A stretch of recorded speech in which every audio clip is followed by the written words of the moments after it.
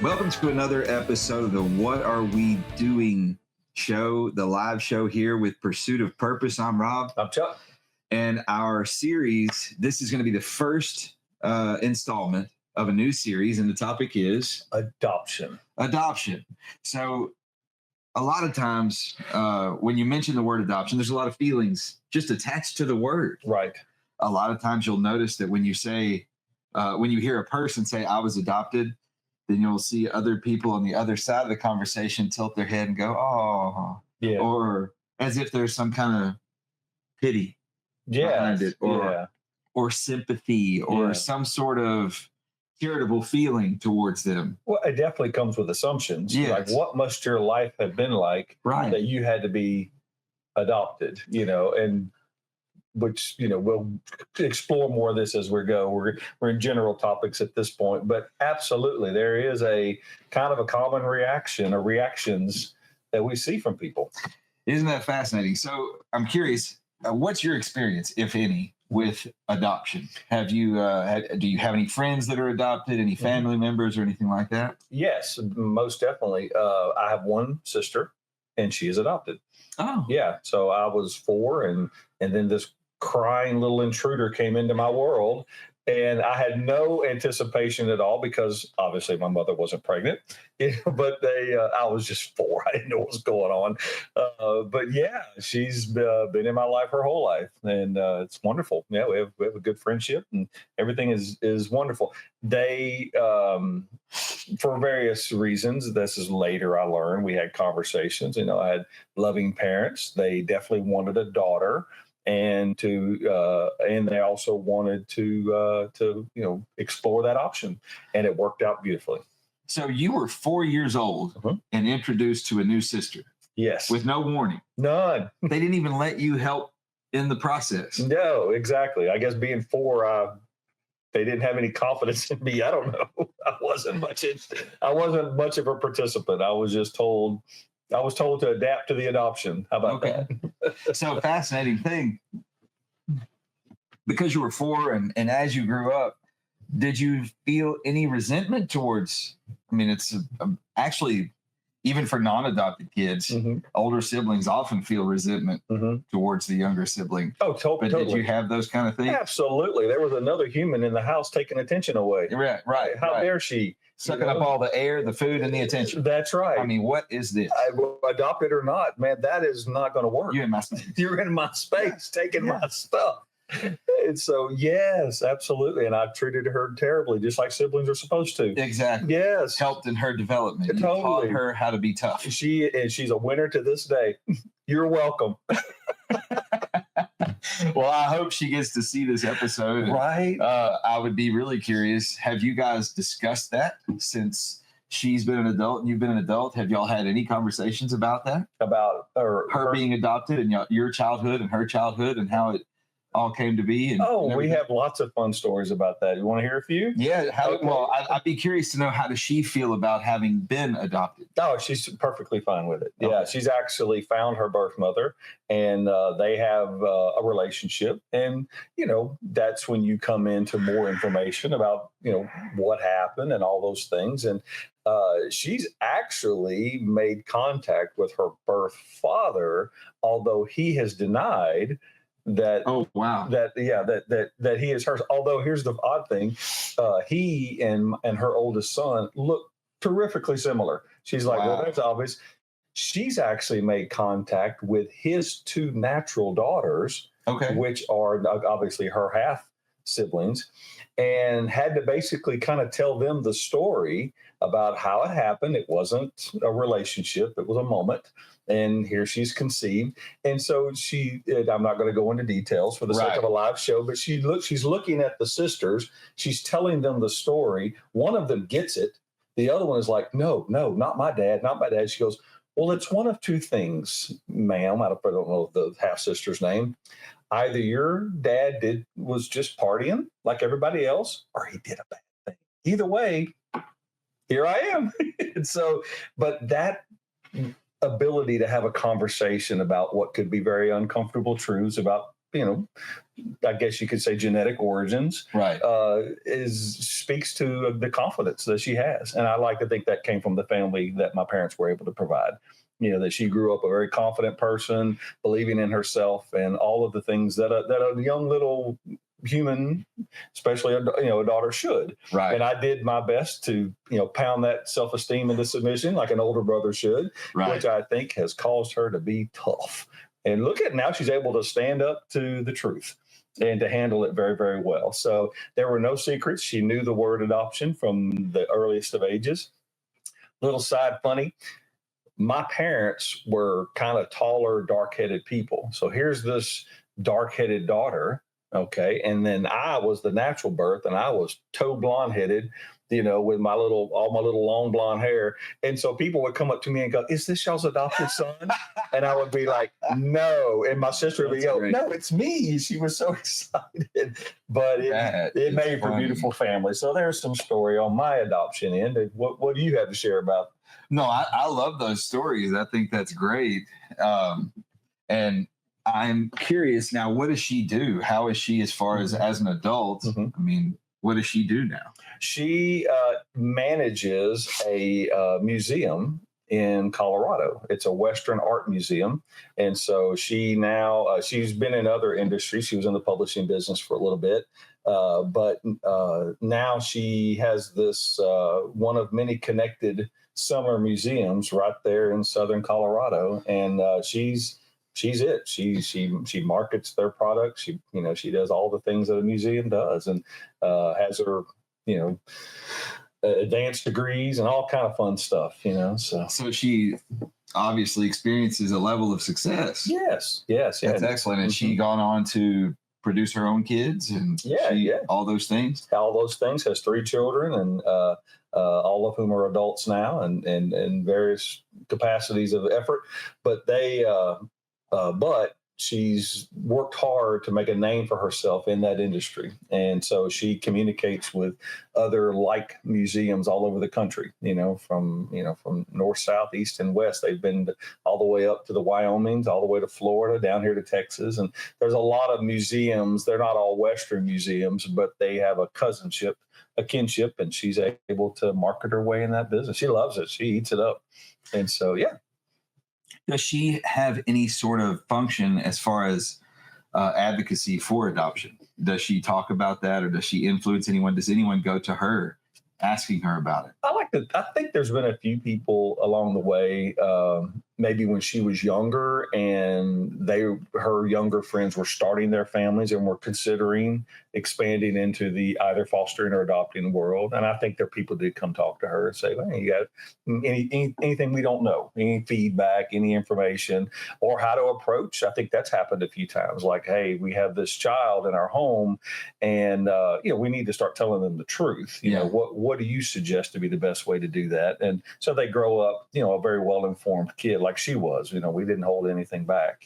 We didn't know a lot about her origin story that she actually discovered on her own. We weren't allowed to know that. Right. That happens a lot. Yes. And other than maybe a few medical, things, and there was really nothing there. Everybody was pretty healthy.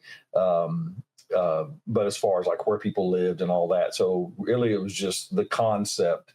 And part of that was we were encouraged to help her facilitate to understand just the truth, first of all. And then secondly, just in case something happened in adulthood. And there's been a couple of incidences where she's been for some exams and they were asking like family of origin questions. For example, our dad died of cancer.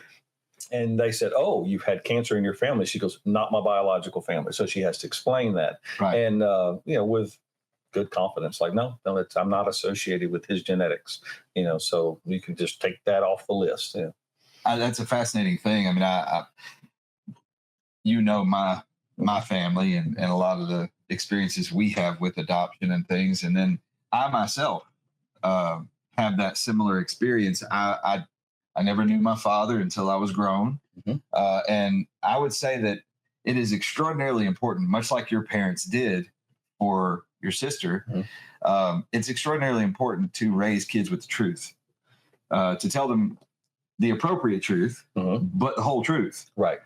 because they're going to be exposed to the truth with or without you. That's right. Because they're going to go through life and they're going to come across circumstances that require them to know. Yes. That they, first of all, that they were adopted, and that it's a badge of honor. It's not something to be ashamed of. And that it's okay when people act like they deserve pity or sympathy. It's okay for them to accept that those people are like that. Right. They just don't understand. Right. And that they don't necessarily have to be pitiful. They're not victims necessarily of that adoption circumstance. Yes. And my life, you know, much like your sister's, I'm sure, I had this hole in my life growing up, wondering what was my father like? What did he look like? What did he sound like? What did he do? What was he like? Right. And then to take things a step further, I wondered, why wasn't I good enough? And I don't know if your sister ever felt like that, but I did. Right. There's a little different circumstances, but it definitely was an impact on my life. And it made me constantly feel like I couldn't do enough, or I couldn't be enough, or I just never was good enough. And it took me a long time to adjust to that and accept that wasn't a me thing. It was just circumstances. Having been, you've been through that, and I know that you and your wife have brought a lot of children in who could have similar experiences. Yes. Would you say that is more or less common to have those kinds of questions, like, am I good enough, or what have you? I think it's very common. Okay. I think that there is at least half. Okay. Depending on the age that they enter into the adoptive circumstances or into orphanhood. Yes. Like at what age they enter into that, and then at what age, if they entered into such a young age that they don't know, when do they find out and how? Yes. See, that was a big impact on me. Okay. When I found out and how was extraordinarily impactful to my development. And it caused those feelings of inferiority and, you know, kind of gave me a complex. But it also, that origin story is sort of the fundamental foundation for what taught me to have drive and ambition. Wow. There you go. I was able to parlay it into a positive thing. Right. But it definitely hindered. It felt like a hindrance. Right. It felt like an obstacle. Right. Early on. If you are listening today and you have connections out there with a family, maybe y'all have an adopted child or whatever, do not pass up this opportunity. This is the kind of person that your son or daughter really needs to have occasional visits with, because if they're struggling with that type of conclusion, they probably don't know yet that they can parlay that into incredible ambition and growth. So please don't let that opportunity go by without reaching out to Rob, because he would have much more insight into this than me as a brother or you as a loving parent could even begin to approach. Well, and another aspect of this is something that I don't think I've ever shared. So here's a first. Okay. The true foundation for pursuit of purpose, started from that. Wow. Because I journeyed through my entire life feeling as though I had no purpose. Feeling as though I wasn't important enough, valuable enough to matter.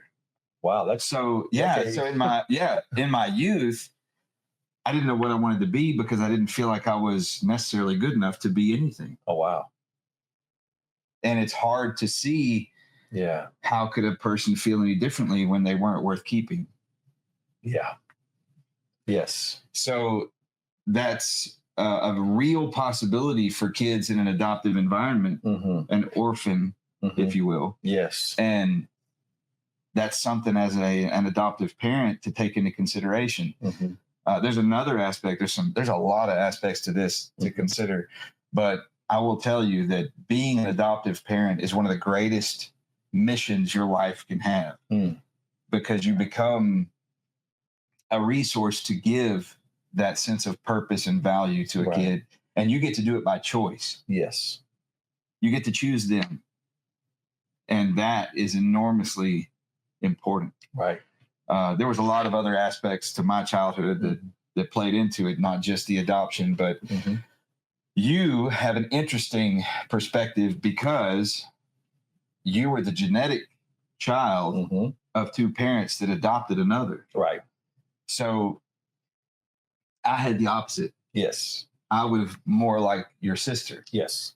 I would have been, and the weird thing for me was that I was first. Oh, okay. And then the sister. Oh, so, that is interesting. So, and then the sister was genetic. Yes. So yes, that was an enormous, like, difference. Yeah, right. The way she was treated, the way she was viewed, the way it felt to me. Right. Oh my goodness. Isn't that something? So impactful. Yeah. So anyway, just that's a big aspect, right, of what built me to be who and what I am. Right. So I will say this, that if you, whether you have genetic children or not, if you ever consider the possibility of opening your heart and your home to adoption or fostering, right, either of those two things. A lot of people, when they consider fostering, they say, well, I don't want to get attached to a kid and then lose them. But what about the investment that you're able to give to that kid into their life for that period of time? Right. That's a forever investment. That's right. And that investment pays dividends that are immeasurable. Right. Yeah, it's interesting. We, as a family growing up, there were several opportunities to do more of that. That would be those temporary, maybe you could say foster, but temporary influential times. So different from the adoption, it would be something that would be short-lived, and we knew it. For example, through a church family connection, there was some folks that actually were, I think they call them like cottage parents at a children's home up near the Dallas area.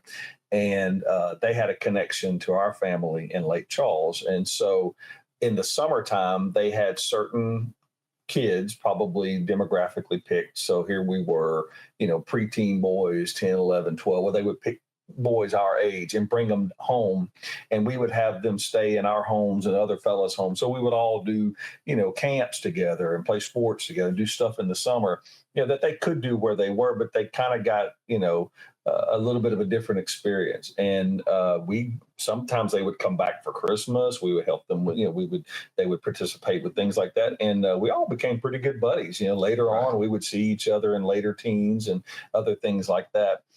We even had a family in our area. They had, I think, 5 kids, and there was a boy my age, and he actually came and lived with us for about a year.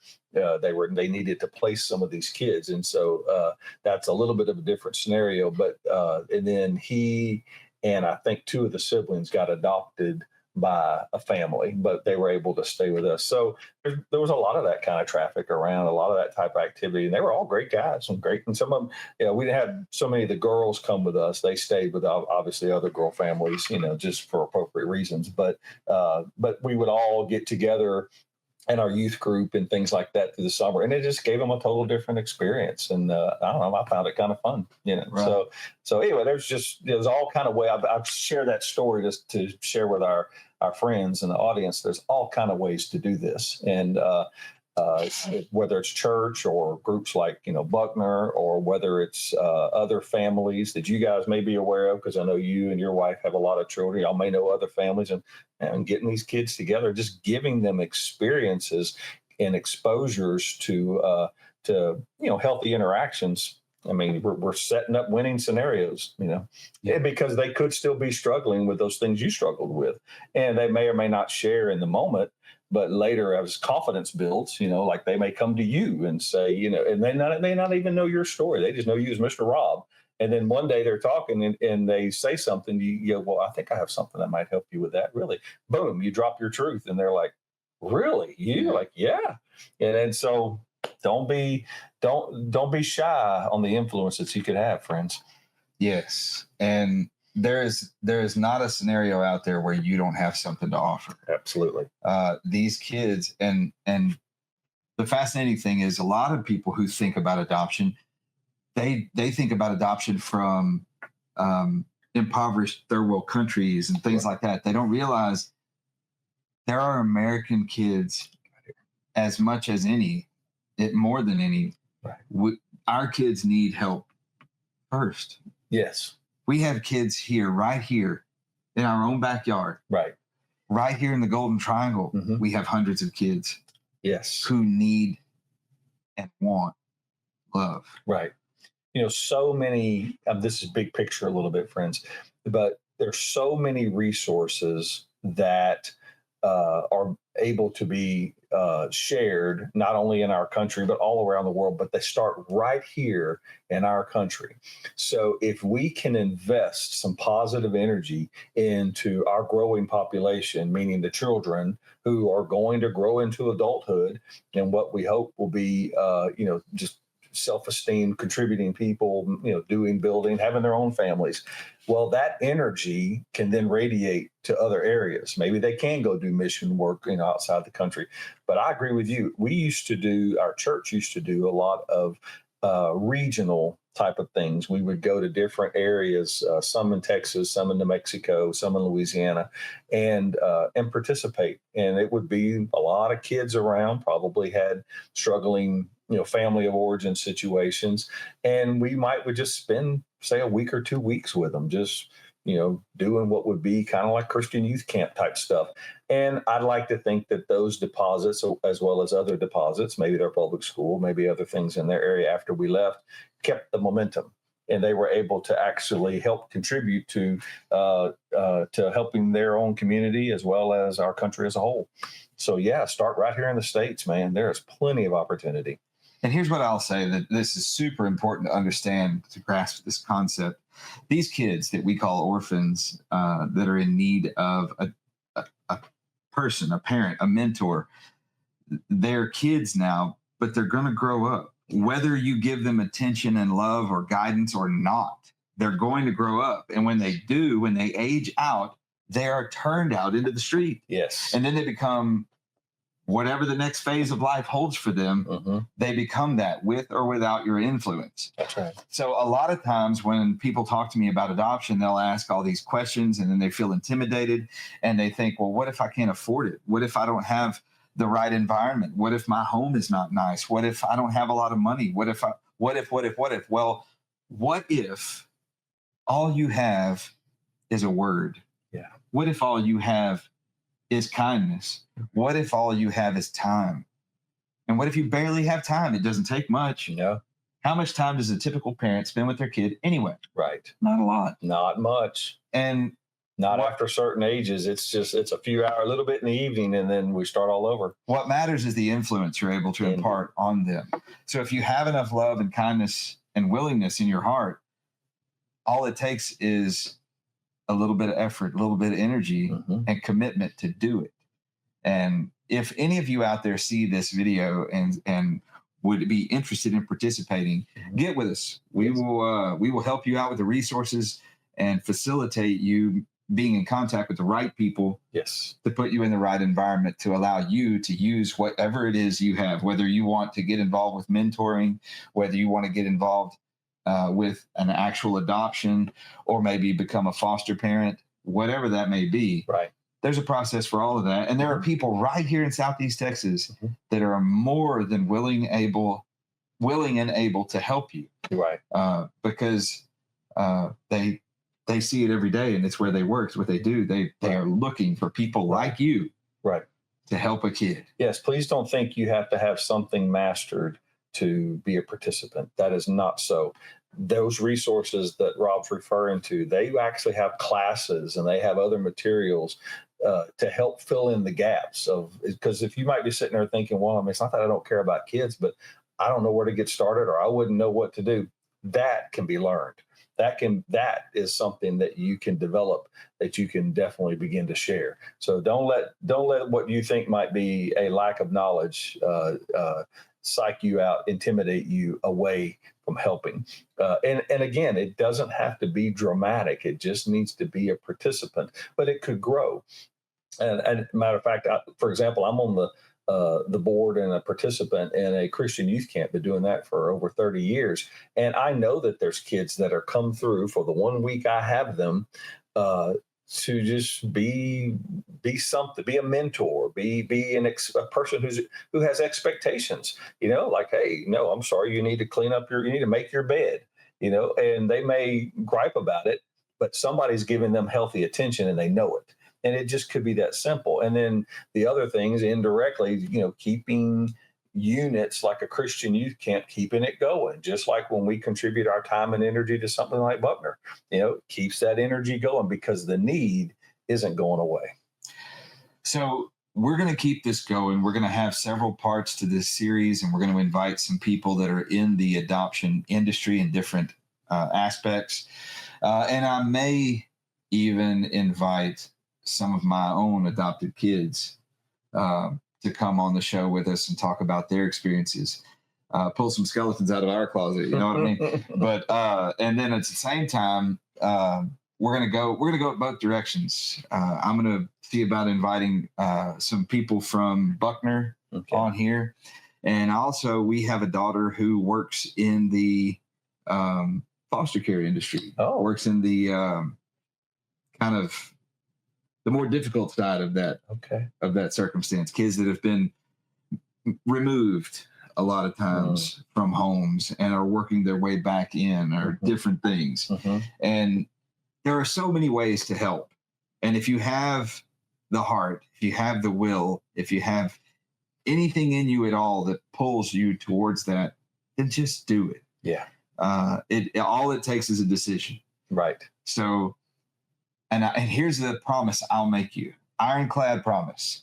You will unequivocally, absolutely receive more from this than you could ever give to it. Right. I don't care how much money you have. If you're a multi-billionaire, your heart will grow more than any money could ever pay for. That's right. So don't hesitate. That's right. Become a part of this world and make a difference in a kid's life and in the future of society. Sure. Because for all you know, one of these kids may be the one that grows up and changes the world. Indeed. For the better. And that becomes a part of your legacy. Yeah. So we'll see you back here next week for another episode of What Are We Doing, with the topic of adoption. I'm Rob. I'm Chuck. Thank y'all for allowing us to become a part of the pursuit of your purpose. Have a